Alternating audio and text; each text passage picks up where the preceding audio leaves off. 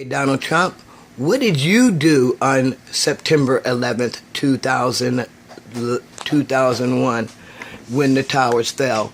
Chris Matthews is going to tell us. Check it out, everybody.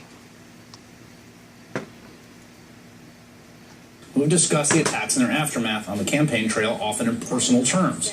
Hillary Clinton was the junior senator from New York when the attacks took place and fought for treatment for first responders whose health was compromised by the toxic air at Ground Zero. On Sunday, an aide tells NBC News Clinton will attend the 9/11 memorial service as a private citizen. The aide said Clinton will have no speaking role and will be present simply to pay her respects. Following a precedent set by George W. Bush and John Kerry, both the Clinton and Donald Trump campaigns say they will not hold campaign events or air ads on that day. Trump, whose campaign has yet to publicly announce his plans for Sunday, was a prominent New York real estate developer when the attacks took place. And during the Republican primary fight, he cited the resilience of New Yorkers in the wake of the attacks in response to Ted Cruz's sneering invocation of, quote, New York values.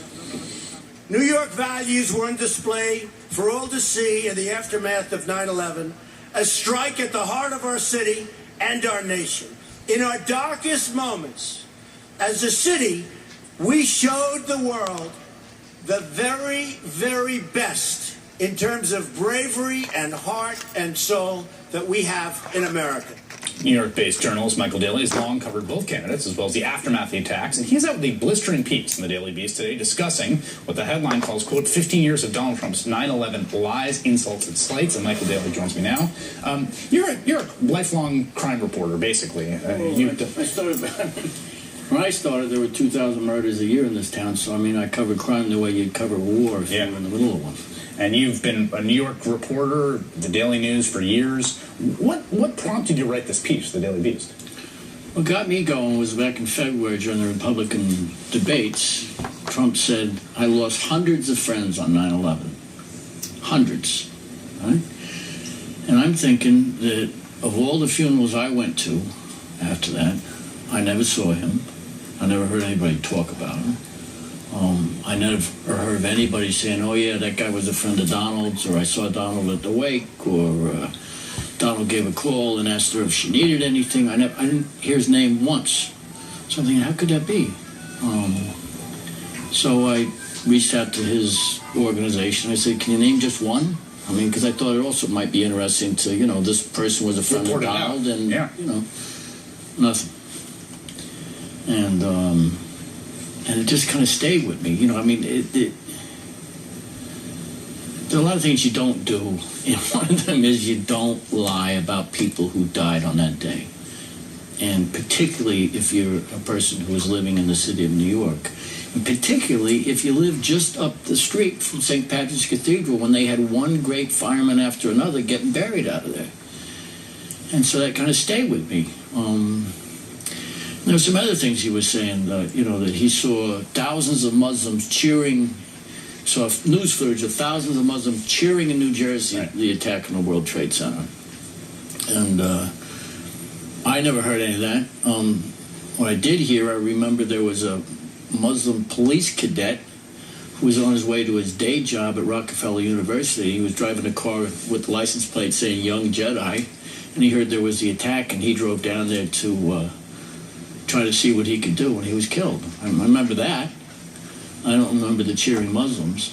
And then he talked about how he watched the people jump from his window at Trump Tower 4 miles away. And I'm thinking, and I was down there that day, and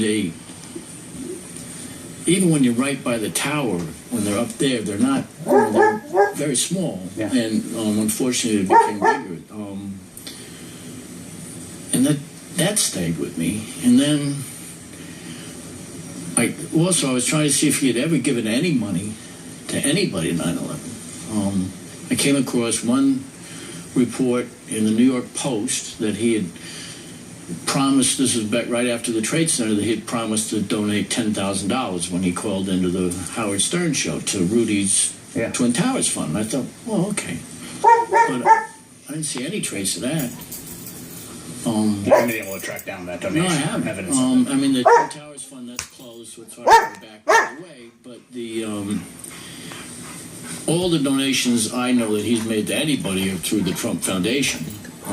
There should be By the way, records of that. yeah, and I went through the Trump Foundation records for that year and the next year and the next year and the next year and the next year.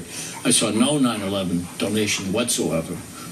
So, and then so that stayed with me, and then he finally did go down to the Memorial Museum when he's finally in the midst of this campaign. The people down at the museum said they had never seen him there before, that he had never made it.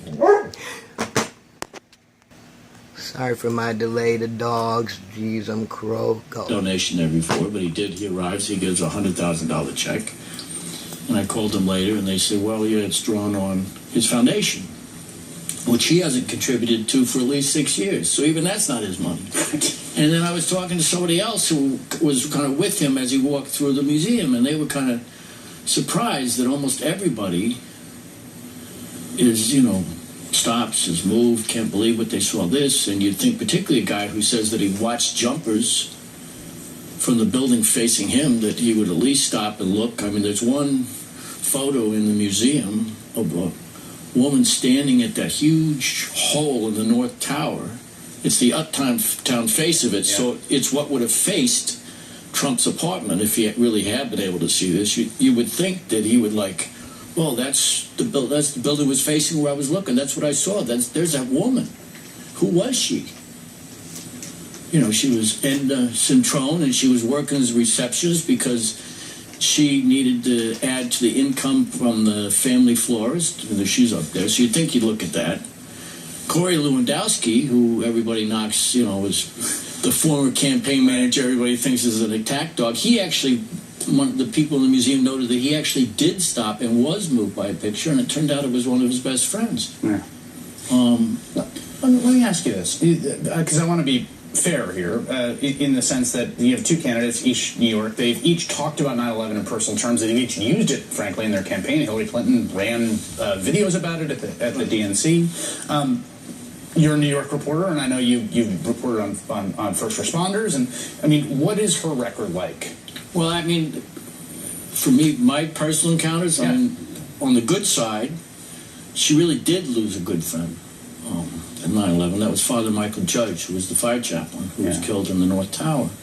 She had to become friends with him because at the White House prayer breakfast back in September of, I think, 1998, the Star report's coming out, and they say, God, we're going to put next to the First Lady when they're talking about Monica, right? So they call up Brian O'Dwyer in New York and says, don't worry, I got just the priest for you. So they had Michael goes down there. He sits next to her.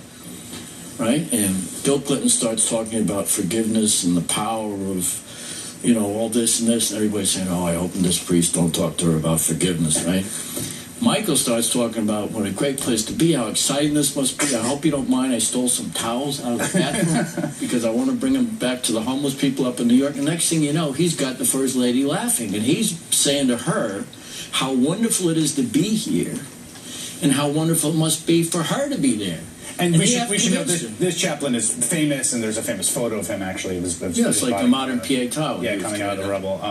And she also, and then politically there was a fight to get funding afterwards, right? There was. If you can, the other positive thing for her, if Jimmy Boyle, who was head of the fire union, who lost his son, I saw him right after the North Tower came. His son got killed a couple hundred feet from where Jimmy was standing. And he will tell you that she was always there for the families and that she was always there for the votes they needed in Congress.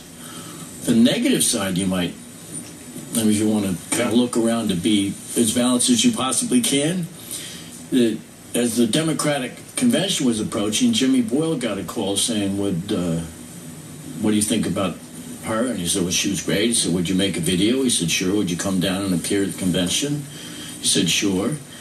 And then he said, but you'd have to fly me down. And they said, wait a minute, your cell phone's a New York number. He said, well, actually, I moved up to Rochester. You'd have to fly me down. We'll get back to you.